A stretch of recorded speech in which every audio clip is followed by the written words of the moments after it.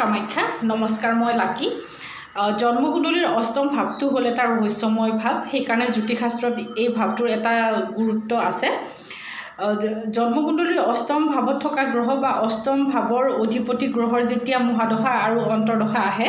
তেতিয়া ব্যক্তিজনৰ জীৱনত ডাঙৰ ডাঙৰ পৰিৱৰ্তন হোৱা দেখা যায় আনকি ব্যক্তিজনৰ জীৱনসংগীৰ লগত কেনেকুৱা ধৰণৰ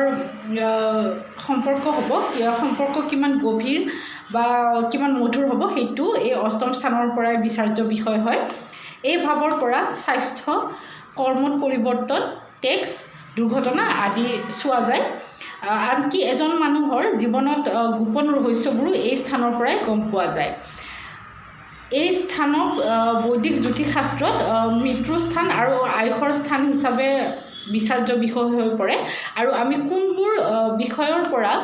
বা কোনবোৰ দিশৰ পৰা আমি সাৱধান হ'ব লাগে সেইটো এই অষ্টম স্থানৰ পৰাই বিশ্লেষণ কৰা হয় গতিকে এই অষ্টম স্থানত থকা গ্ৰহ বা ইয়াৰে অধিপতি গ্ৰহ যদি যিকোনোভাৱে বিশেষ পীড়িত হৈ থাকে তেতিয়াহ'লে